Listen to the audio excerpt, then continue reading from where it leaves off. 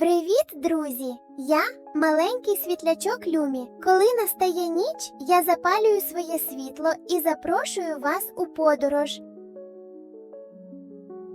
Сьогодні вночі я летів над зимовим містом і раптом помітив щось дивне. Я зупинився, прислухався і принюхався. Взимку майже нічого не пахне. Де запах квітів? Де запах трави? Де запах дощу? Невже вони зникли? Чи, може, сховалися? Підпишіться на наш канал і натисни дзвіночок, щоб разом зі мною помічати невидиме і відкривати таємниці природи.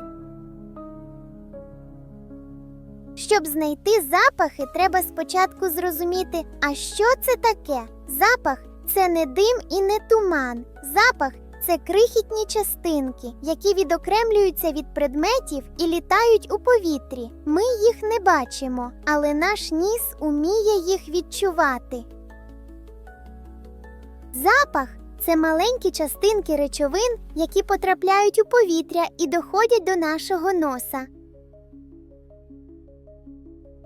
Заплющ очі. Уяви запах апельсина. Ти його ніби відчуваєш, правда? А тепер уяви, на вулиці мороз, повітря стає холодним, і все навколо ніби сповільнюється. Частинки запаху рухаються повільніше, їм важче літати. Тому запахи не зникають, вони просто не долітають до нашого носа. Холод – це стан, коли частинки рухаються повільніше і мають менше енергії.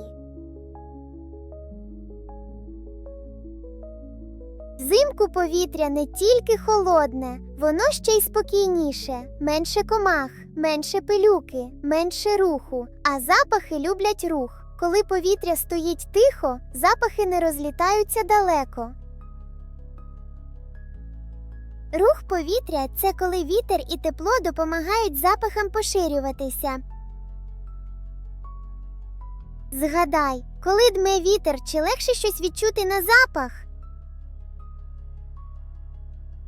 А що ж рослини? Чому вони не пахнуть? Взимку деревця сплять, квіти ховаються, трава не росте, а без росту немає нових запахів. Природа економить сили.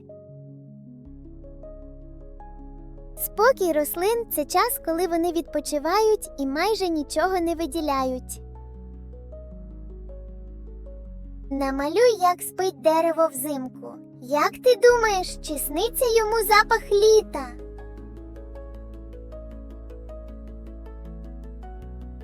Але ж тварини користуються запахами. Вони шукають їжу, знаходять друзів, уникають небезпеки. У тварин нюх набагато сильніший, ніж у людей. Вони можуть відчути навіть дуже слабкий запах, який ми вже не помічаємо. Нюх – це здатність відчувати запахи. Як ти думаєш, у кого нюх сильніший? У людини чи у собаки?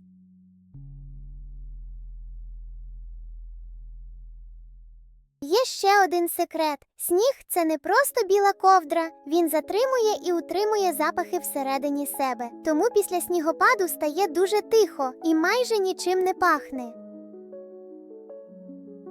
Сніг – це багато повітря і льоду, які можуть поглинати звуки і запахи. Ти помічав, як тихо стає після сильного снігу? Так, запахи нікуди не зникають назавжди. Вони просто чекають, коли стане тепліше, коли повітря почне рухатися, коли природа прокинеться, і одного дня ти раптом скажеш: «О, пахне весною!»